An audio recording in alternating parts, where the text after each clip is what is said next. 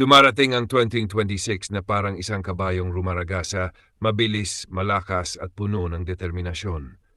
Sa Chinese zodiac, ang kabayo ay simbolo ng aksyon, ambisyon at walang takot na pag-usad. Ito ang taon na hinihikayat kang kumilos, sumugal sa pangarap at tumalon sa bagong oportunidad. Pero tandaan, hindi lahat ay kayang sumabay sa bilis ng kabayo. Ikaw ba ay mapapasama sa mga usad patungo sa swerte o ikaw ang kailangang magbagal at mag-isip muna? Tingnan natin kung paano haharapin ng 12 Chinese zodiac signs ang pera, swerte at mga pagkakataon sa taon ng kabayo. Ang 2026 ay taon ng matitinding galaw, malalaking desisyon, pagpapakita ng tapang at kakayahanan. Pinapabora nito ang mga negosyante at may sariling diskarte, mga trabahong may biyahe, koneksyon at pakikisalamuha, mga taong marunong gumamit ng kumpiyansa at karisma. Ngunit mag-ingat, ang sobrang bilis ay pwedeng humantong sa padalos-dalos na desisyon. Payong pang 2026, kumilos ng mabilis pero huwag pabaya, maging matapang pero laging may direksyon.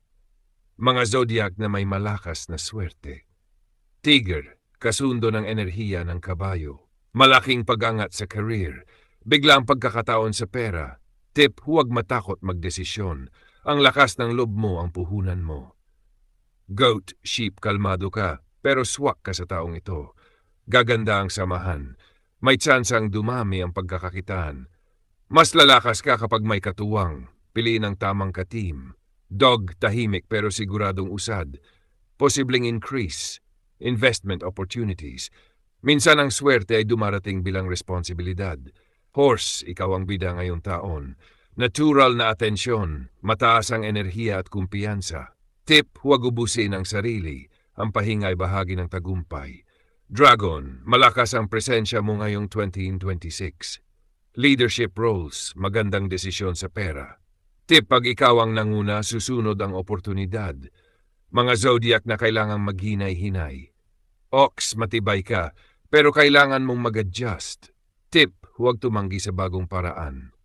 Rabbit, hindi ito taon ng biglaang sugal. Tip, mag-ipon, maglinis ng gastos at maghintay ng tamang oras. Snake, nasa diskarte ang lakas mo. Huwag magmadali, ang tamang timing ang tunay na yaman. Rooster, magaling ka sa detalye. Huwag kalimutan ang mas malaking larawan. Monkey, maraming ideya pero mag-ingat. Tip, iwasan ang pabigla-biglang investment. Paalala, lahat ng panalo ay galing sa sugal, madalas galing ito sa tiyaga. Mga zodiac na dapat magbantay sa pera.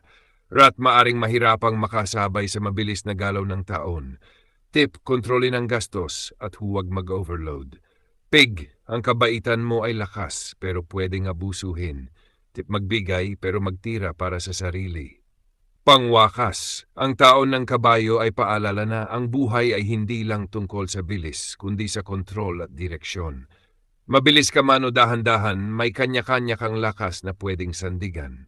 Kaya tanong, tatakbo ka ba papunta sa swerte o maghahanda muna para sa mas malaking laban?